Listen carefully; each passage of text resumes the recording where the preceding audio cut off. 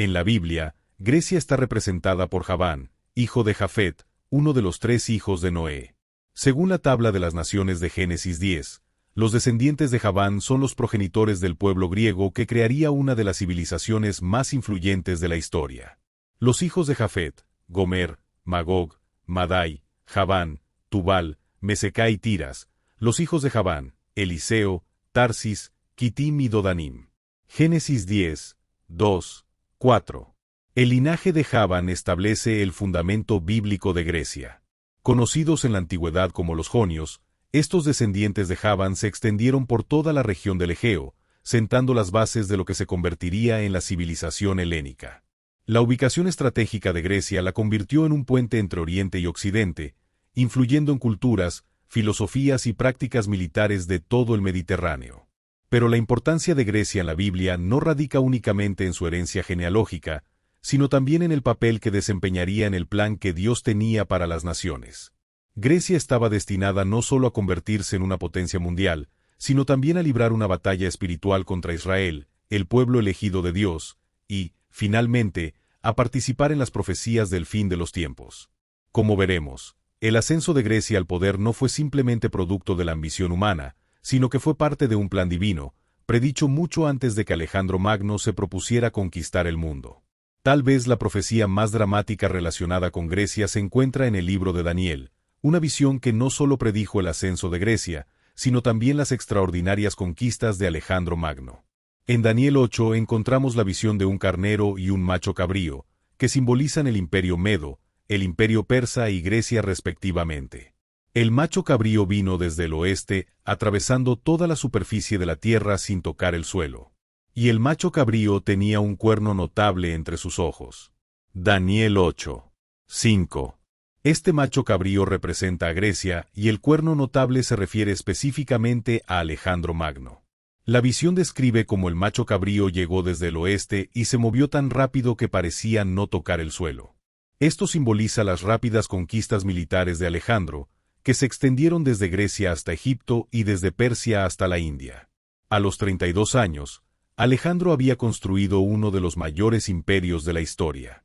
Pero la profecía sigue prediciendo la muerte repentina de Alejandro en el apogeo de su poder. Daniel 8. El capítulo 8 nos dice que el gran cuerno se rompió y en su lugar surgieron 4 cuernos notables hacia los 4 vientos del cielo. Esto predice cómo el imperio de Alejandro se dividiría entre sus 4 generales, Casandro, Ptolomeo, Seleuco y Antígono después de su muerte prematura. La división del imperio de Grecia en 4 reinos distintos fue un cumplimiento directo de la profecía de Daniel. Sin embargo, el ascenso y la caída de Alejandro no fueron meros acontecimientos políticos. La difusión de la cultura griega conocida como helenismo tendría profundas implicaciones para Israel y las naciones vecinas. Marcó el comienzo de una batalla espiritual que se manifestaría tanto en guerra política como en tensión religiosa. Después de la división del imperio de Alejandro, la región de Judea quedó bajo el control del imperio seleucida, uno de los 4 territorios gobernados por los griegos. Este periodo fue testigo de la agresiva helenización de Israel, en la que los gobernantes griegos intentaron imponer la cultura griega y el culto pagano al pueblo judío. El mayor símbolo de este conflicto fue la profanación del segundo templo de Jerusalén por parte de Antíoco IV Epífanes, un gobernante griego de la dinastía seleucida. Antíoco no solo quería el control político, sino que quería borrar el culto judío y reemplazarlo por el paganismo griego. Colocó un ídolo del dios griego Zeus en el lugar santísimo e incluso sacrificó un cerdo en el altar. Este acontecimiento, conocido como la abominación de la desolación, fue profetizado en Daniel 11:31 y él reunirá fuerzas y profanará la fortaleza del santuario.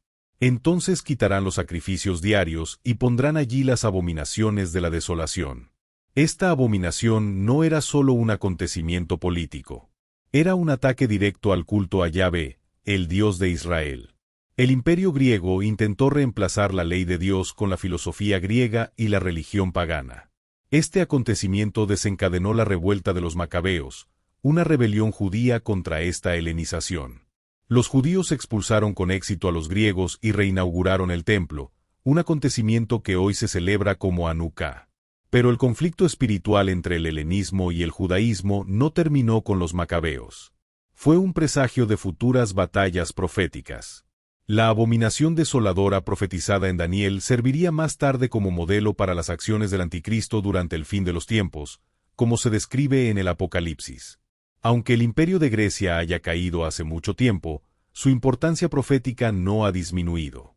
Tanto Daniel como Apocalipsis describen una futura potencia mundial que reflejará los grandes imperios del pasado, incluida Grecia. En Daniel 7, encontramos una visión de 4 bestias que representan 4 imperios mundiales sucesivos. La tercera bestia, descrita como un leopardo con 4 alas, representa a Grecia, simbolizando la velocidad de las conquistas de Alejandro y la eventual división de su imperio en 4 partes. Después de eso, miré, y allí estaba otra bestia, una que parecía un leopardo, y en su espalda tenía 4 alas como las de un pájaro. Daniel 7. 6. Pero la profecía no termina allí. La visión de Daniel también señala una cuarta bestia, que representa el imperio mundial final que surgirá en los últimos tiempos. Este imperio final será un sistema global que incorporará aspectos de todos los imperios anteriores, incluidos Babilonia, Persia, Grecia y Roma. Este concepto se refleja en el libro de Apocalipsis, donde se describe a la bestia que se levantará en los tiempos del fin como una combinación de estos imperios anteriores. La bestia que vi se parecía a un leopardo, pero tenía pies como los de un oso y una boca como la de un león.